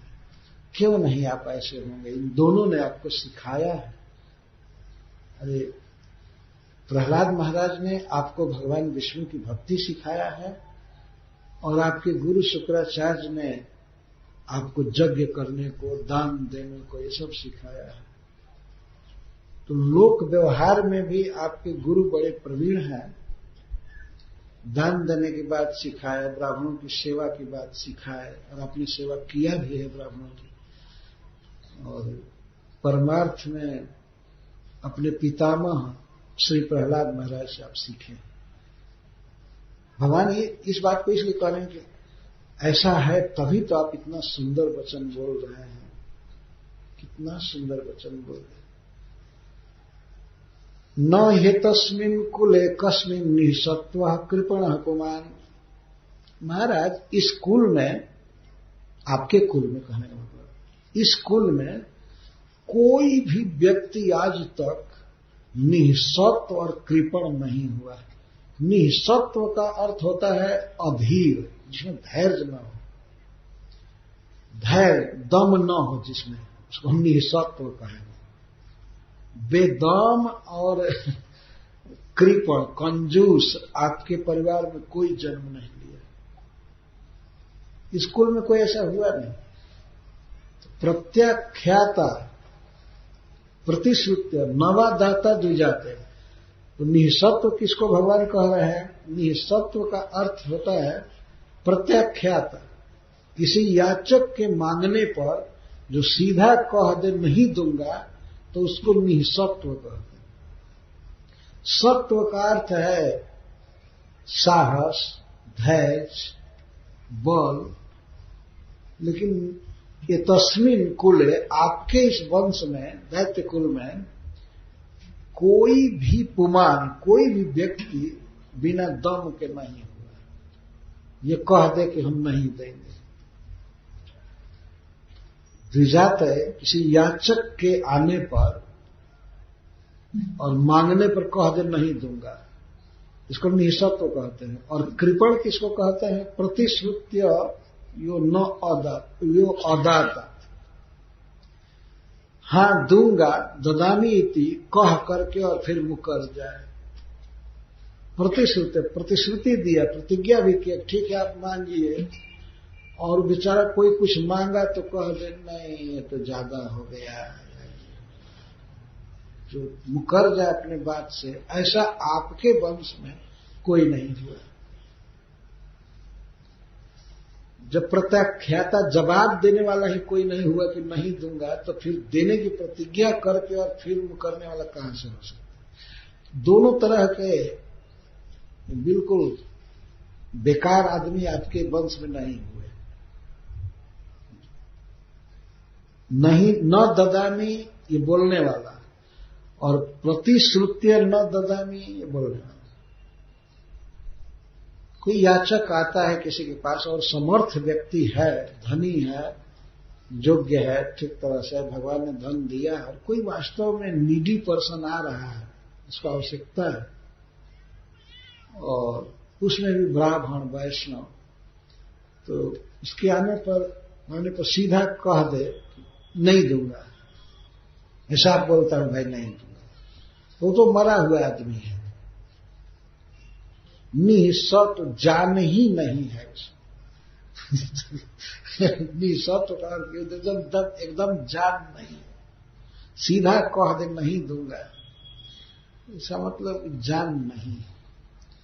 अच्छा, और प्रतिश्रुति दिया कि ठीक है भाई मैं इतना तो नहीं दूंगा लेकिन इतना दूंगा, थोड़ा दूंगा, तो ठीक है जितना हो सके उतना दे, लेकिन उतना कह करके भी वो भी न दे तो वो कृपण, दीनहीन, अपने ही फेरे में सोचने वाला व्यक्ति, भोगी, उसको कृपण कहते। ये दोनों तरह के पुरुष आपके वंश में आज तक नहीं हुए और आगे भी नहीं होंगे। न ये तस्मिन कुले कष्ट निसत्व कृपण अपमान, प्रत्याख्याता प्रतिश्रुत युवा दाता द्विजाते, आपके वंश में नहीं है सब। फिर भगवान आगे कहते हैं न संति तीर्थे जुधिचार्थिनार्थिता पराण मुखाये त्वमन अश्विनो नृपा। आपके वंश में एक तो पहली बात यह है कि सब लोग राजा हुए, सब नृपा। और आपके वंश में कोई भी राजा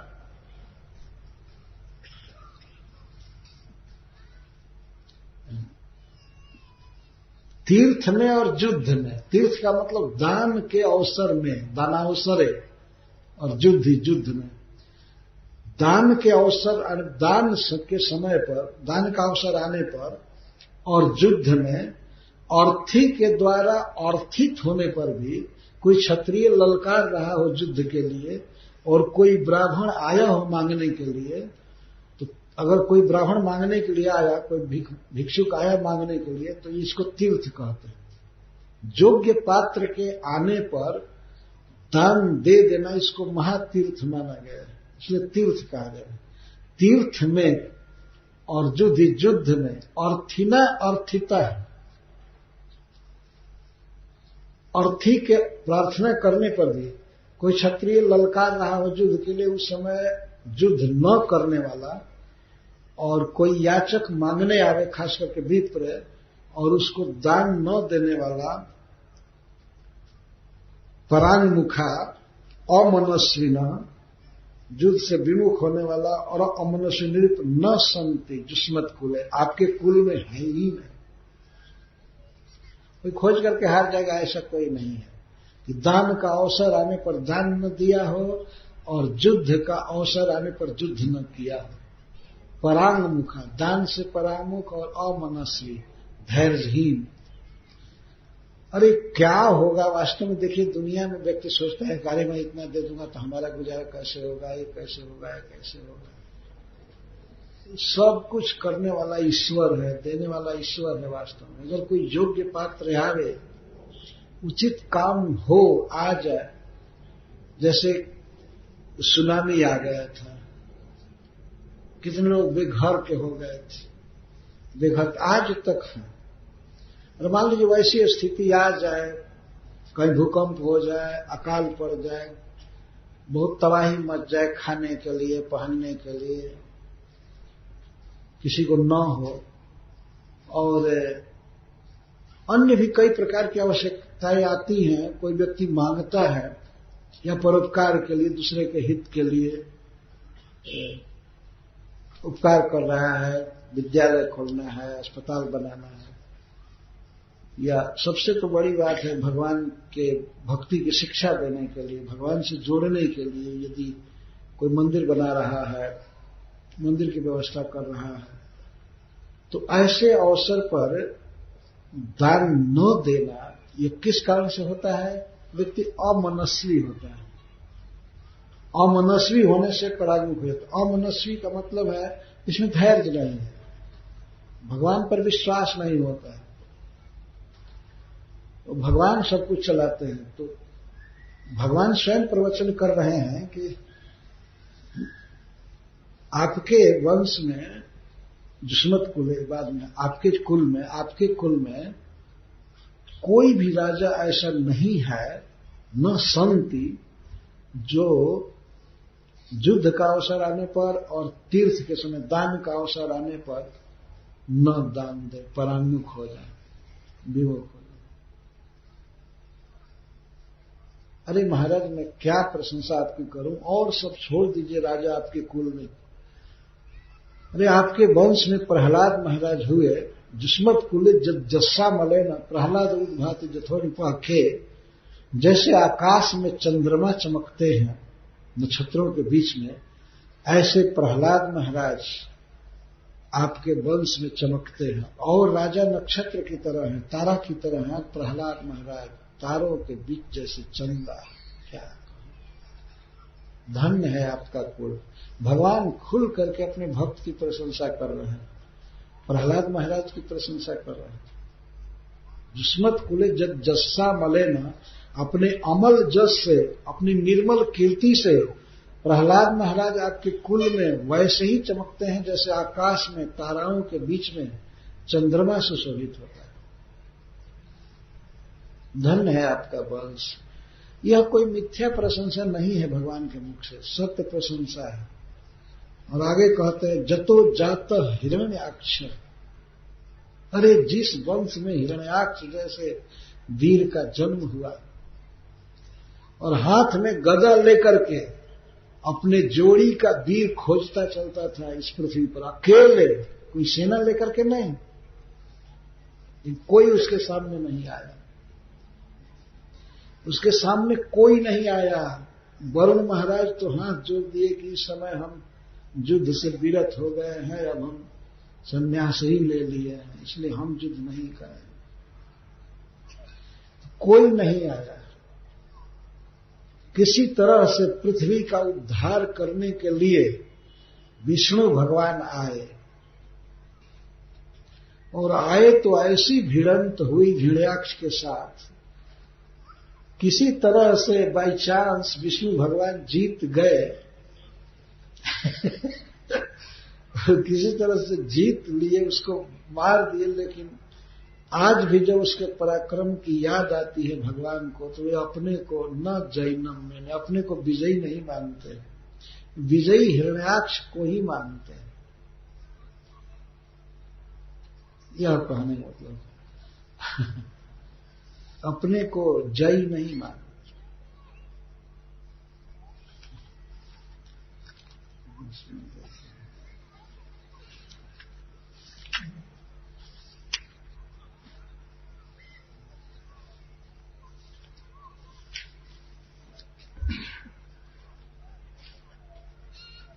यम विनिर्जित कृष्ण विष्णु समुद्धार आगतम आत्मानम जैनम मैंने तद वीरजम भूरी अनुस्मरम। भगवान विष्णु को, ये विष्णु भगवान ही बोल रहे हैं, भगवान विष्णु को जब जब हिरण्याक्ष के युद्ध की कला याद आती है, उसके पराक्रम की याद आती है, तो अपने को विजयी नहीं मानते, मतलब हारा हुआ मानते हैं। भगवान तो भक्त से हारे हुए हैं ही, तब ये तो हिरण्याक्ष की कथा है। आपके वंश में एक से एक हुए। और निशम्य तद बधम भ्राता हिरण्य कस्पु पुरा हंतुम भ्रातृहणम क्रुद्धो जगान निलयम है। और उसका भाई हिरण्यकशिपु जब यह सुना कि विष्णु भगवान इसके भाई का वध कर दिया हिरण्याक्ष का, तो भ्रातृहणम हंतु भाई के हत्यारे को मारने के लिए, वध करने के लिए हरे निलयम जगह वो भगवान के धाम में पहुंच गया, वैकुंठ चला गया। एक तो पहले वहां जाना बहुत कठिन है, पर वो पहुंच गया और लगा भगवान विष्णु को खोजने। तमायांतम समालोक्य शूल पाणिम कृतांतवत चिंतया मास काल लगे विष्णु माया विनाम्बर। तो जब भगवान विष्णु ने देखा कि जैसे प्राणियों के पीछे मृत्यु लगी रहती है, उस तरह से ये मेरे पीछे पड़ा हुआ है, चिंतया मास, भगवान चिंता में पड़ गए। यह चिंता का तो विचार करने, चिंता वास्तविक अर्थ यह नहीं है। तो चिंता में पड़ गए, जबकि ये महाशक्तिशालियों में सबसे श्रेष्ठ है, मायावियों में सबसे श्रेष्ठ है, लेकिन वे भी हिरण्यकशिपु जब पीछा किया तो चिंता में पड़ गए। सोचे कि जतो जतो हम तत्रासु मृत्यु प्राण भृता निवा अतो हमस्य हृदय प्रवेक्ष्यामि परांग देश। भगवान ने सोचा ये तो मैं जहां जहां भागूंगा, जहां जहां जाऊंगा, वैसे मेरे पीछे पड़ा रहेगा, जैसे प्राण भृता शरीरधारियों के पीछे मृत्यु पड़ा रहता है। ये भगवान बोल रहे हैं, प्रत्येक आदमी की मृत्यु जरूर होगी। भगवान एक दृष्टांत दे रहे हैं कि प्राणियों के पीछे मृत्यु लगी रहती है, ऐसे मेरे पीछे लगा हुआ है। अतः मैं इसके हृदय में प्रवेश कर जाऊं, क्योंकि पराग दृश्य, यह तो बाह्य दृष्टि वाला व्यक्ति है, बाहर देखता है, भीतर हृदय में कभी देखता नहीं है। तो बाह्य दर्शी इस हिरण्यकशिपु के हृदय में मैं प्रवेश कर जाऊं। बाहर खोजता रहेगा, भीतर देखेगा नहीं, और मैं इस तरह सुरक्षित बचा रहूंगा। भगवान ने सोचा, इति सनिश्चित रिपो शरीरम आधावतो निर्विषय सुरेंद्र। हे असुरेंद्र, हे असुर वंश तिलक बलि महाराज, इस प्रकार से निश्चय करके भगवान हिरण्यकशिपु के शरीर के भीतर प्रवेश कर गए। आधावत, उनके पीछे वो दौड़ रहा था उनको पकड़ने के लिए, मारने के लिए। तो आधावत रिपो शरीरम, आक्रमण करते हुए, दौड़ कर आते हुए शत्रु के शरीर में भगवान घुस गए। कैसे? श्वासा नीलांतर हित सूक्ष्म देह, श्वास अनिल, श्वास अनिल में जो छिप सके इतना सूक्ष्म देह वाले भगवान विष्णु हो गए। श्वास अनिल, श्वास वायु में अंतर्हित सूक्ष्म देह, इतना अपने को छोटा बना करके हवा के समान, और तत्प्राण रंध्रण विवेश विविघ्न चेता। तो ये भगवान विष्णु उस समय कांप रहे थे, उनका चित्त कांप रहा था, थर-थर कांप रहा था। इसका अर्थ, ये असली अर्थ यह है कि विघ्न चेता, विघ्न का अर्थ भय, मैंने विगत, भगवान में कोई भय नहीं था, वास्तविक अर्थ में अकंपित चित्त उसके हृदय में प्रवेश कर गए। सपनी तन्निकेतम परिमृश शून्यम अपस्य मानव कुपितो ननाद, और खोजा वैकुंठ का कोना कोना, इधर उधर चप्पे चप्पे खोजा, अपने हृदय कभी नहीं खोजा। तो वैकुंठ में ढूंढने लगा, तो कहीं भी भगवान उसको मिले नहीं, तो हृदय में समा गए थे, कहीं नहीं मिले तो शून्यम कुपितर ननाद, ये अर्थ लगेगा। बेकार दहाड़ रहा था, ननाद गरज रहा था, कहां गया विष्णु, कहां गया मेरे भाई को मारने वाला। शून्यम अपस्मन, ये नहीं अर्थ करना चाहिए कि वैकुंठ को शून्य देखा, वैकुंठ में उनको कहीं नहीं देखा, और सब देखा, शून्य नहीं है वैकुंठ। वहां भगवान के परिकर हैं, पक्षी हैं, नदी है, सब कुछ है, चिन्मय है। शून्यम नन्नाद, शिलबीर राघवाचार्य के हाथ करते हैं, ये यहां अर्थ लगेगा शून्य। शून्यम नन्नाद मतलब बिना मतलब के बेकार दहाड़ रहा था, शून्य, कोई फायदा नहीं। वैकुंठ में भगवान को न दे करके दहाड़ रहा था, कहा हो आ जाओ। शायद वो सोचता था कि गाली दूंगा तो आ जाएगा, इसको सहन नहीं होगा, लड़ने के लिए आ जाएगा। खूब गाली दे रहा था, निर्दय, मेरे भाई का हत्यारा, तुमको ब्राह्मणों ने, वैष्णवों ने खिला पिला कर बहुत पोसा है, तुम्हें खून बना है ना, इस त्रिशूल से तुम्हारा गला काट करके और अपने भाई का तर्पण उसी खून से करूंगा, तुम आ जाओ मेरे सामने। इतना क्रोध में हिरण्यकशिपु था, खोजने लगा, वैकुंठ से फिर भागा, क्षमान पृथ्वी पर फिर खोजा, द्याम, द्याम का अर्थ है स्वर्ग में, और दिशा, दिशाओं में, और खम, पूरा आकाश मंडल में, विवरण, अतल वितल सुतल आदि विवरों में, समुद्रों में, विष्णु विचिन्वन न ददर्श वीर, वो विष्णु को खोज रहा था। कितना चित्त में भगवान बसे, सब जगह विष्णु को खोज रहा था। विष्णु माने चतुर्भुज रूपधारी चक्रधारी भगवान, उनको खोज रहा था। इतना तो कोई वैष्णव भी नहीं ध्यान करता होगा, रात दिन इधर खोजो इधर खोजो इधर खोजो। आजकल के मूर्ख लोग निराकार को खोज रहे हैं, तो क्या खोजेंगे? देखिए, खोजने कहते हैं खोजो, ध्यान करो, ये करो। अरे हिरण्यकशिपु जैसा खोजना चाहिए। ये इस वास्तव में इसकी खोज बहुत सुंदर है। विष्णु विचिन्वन न ददर्श वीर, भगवान कहने को वह वीर सर्वव्यापक विष्णु को खोज रहा था, लेकिन नहीं देखा।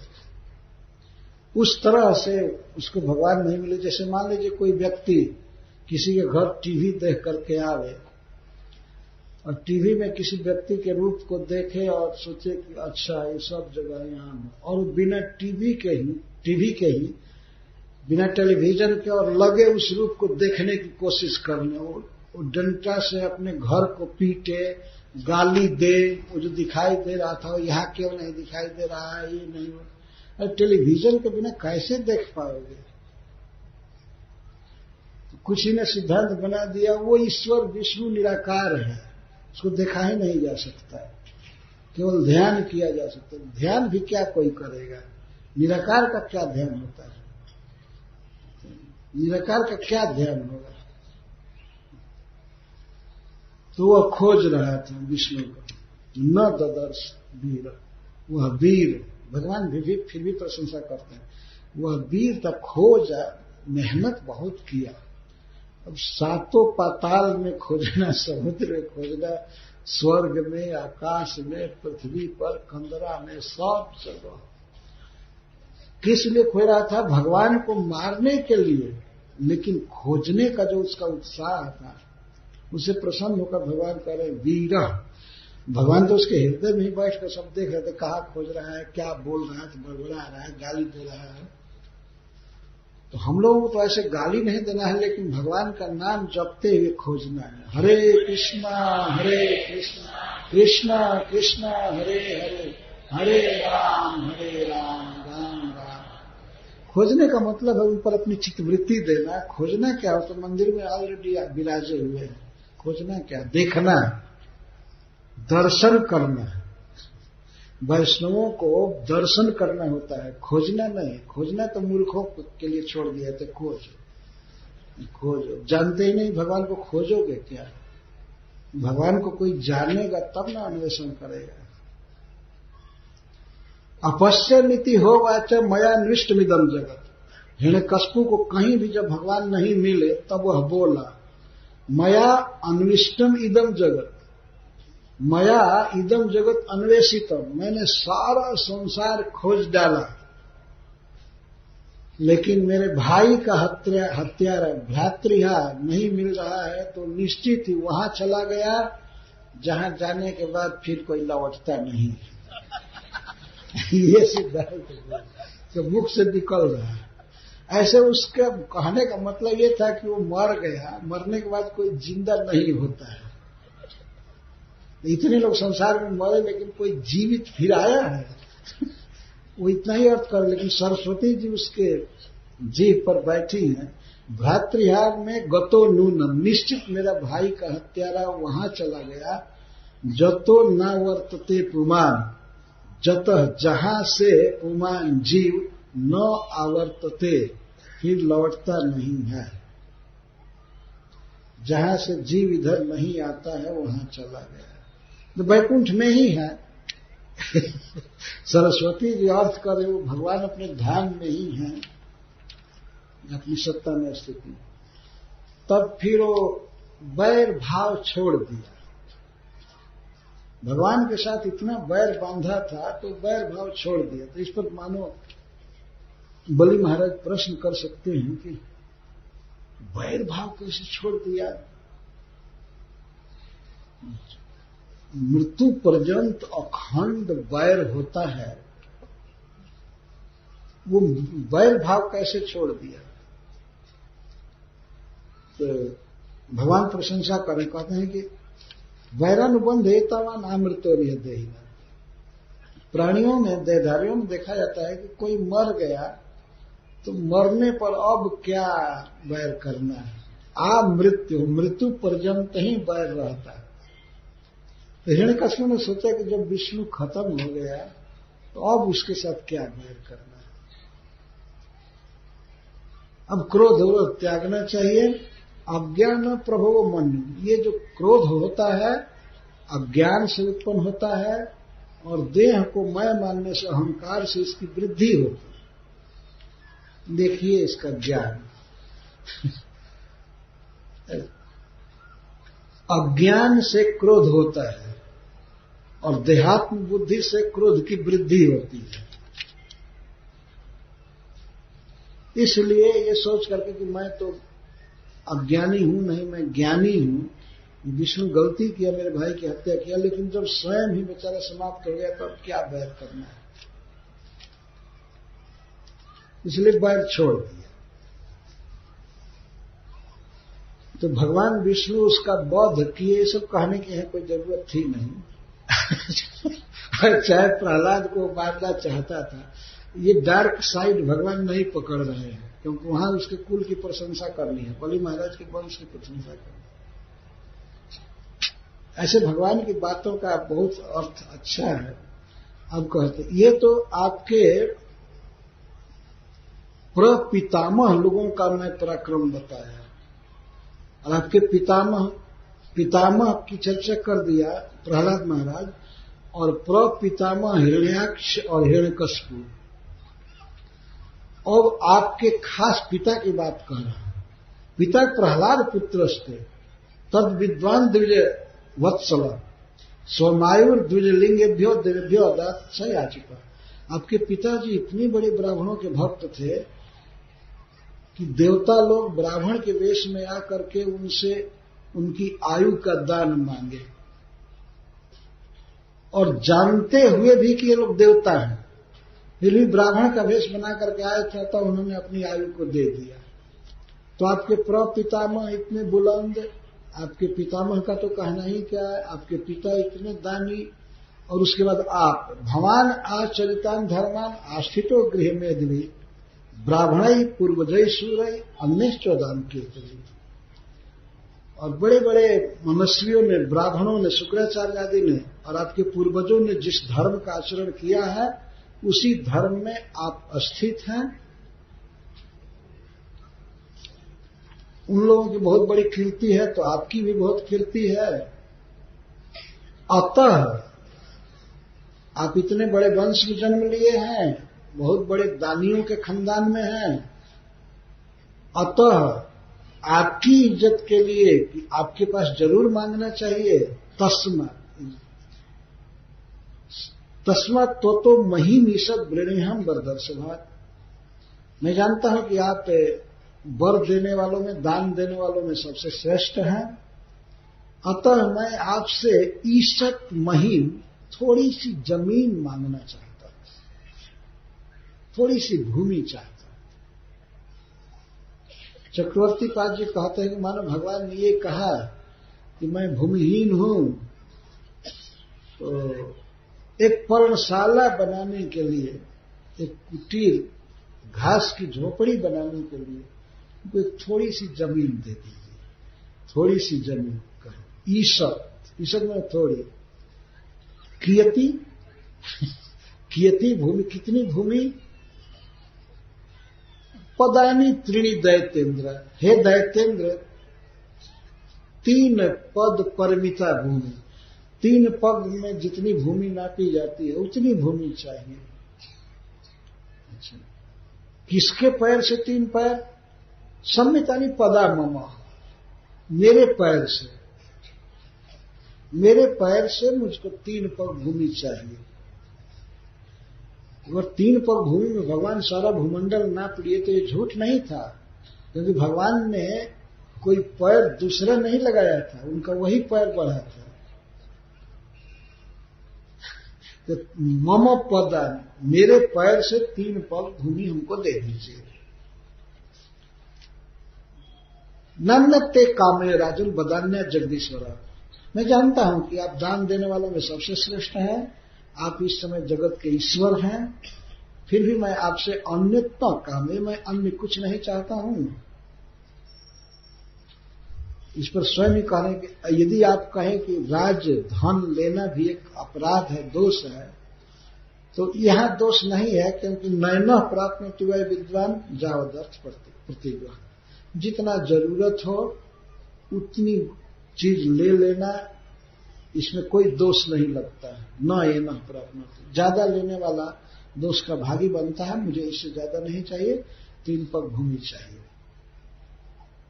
अथवा जावत अर्थ परिग्रह का अर्थ है कि जावंत ते अर्थ, तावत परिग्रह, जितना धन आपका है उन सबको ले लेने से मुझे कोई दोष नहीं लगेगा, ये अर्थ है।